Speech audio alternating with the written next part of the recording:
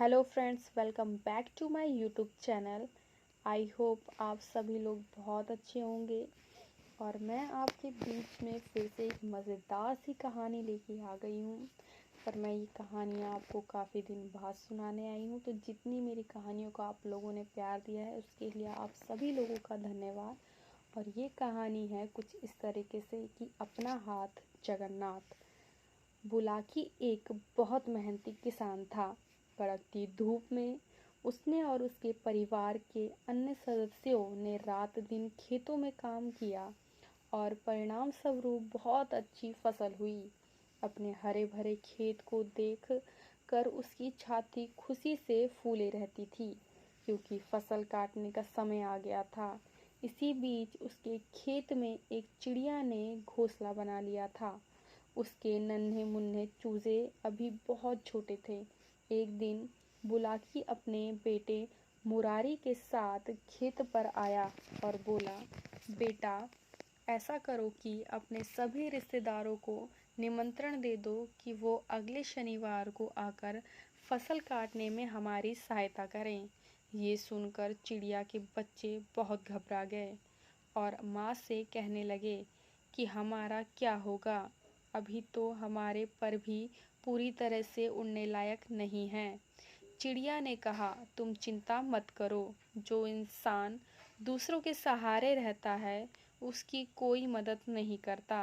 अगले शनिवार को जब बाप बेटे खेत पर पहुँचे तो वहाँ कोई भी रिश्तेदार नहीं पहुँचा था। दोनों को बहुत निराशा हुई। बुलाकी ने मुरारी से कहा कि लगता है हमारे रिश्तेदार हमारे से ईर्ष्या करते हैं, इसीलिए नहीं आए। अब तुम सब मित्रों को ऐसा ही निमंत्रण अगले हफ्ते के लिए दे दो। चिड़िया और उसके बच्चों की वही कहानी फिर दोहराई गई और चिड़िया ने वही जवाब दिया। अगले हफ्ते भी जब दोनों बाप बेटे खेत पर पहुँचे तो कोई भी मित्र सहायता करने नहीं आया। तो बुलाकी ने मुरारी से कहा कि बेटा, देखा, तुमने जो इंसान दूसरों का सहारा लेकर जीना चाहता है उसका यही हाल होता है और उसके सदा निराशा ही मिलती है। अब तुम बाजार जाओ और फसल काटने का सारा सामान ले आओ।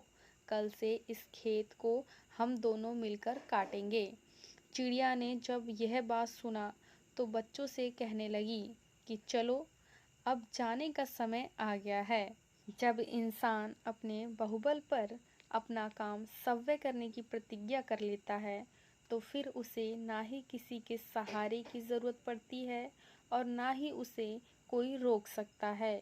इसी को कहते हैं बच्चों कि अपना हाथ जगन्नाथ। इससे पहले कि बाप बेटे फसल काटने आए, चिड़िया अपने बच्चों को लेकर सुरक्षित स्थान पर पहुंच गई। जैसे कि फ्रेंड्स, आज की कहानी मेरी यहीं ख़त्म होती है, पर आप लोग मेरी कहानी को सपोर्ट करना नहीं भूलेंगे और लाइक और सब्सक्राइब करते रहेंगे और अपने फ्रेंडों के साथ शेयर करते रहेंगे।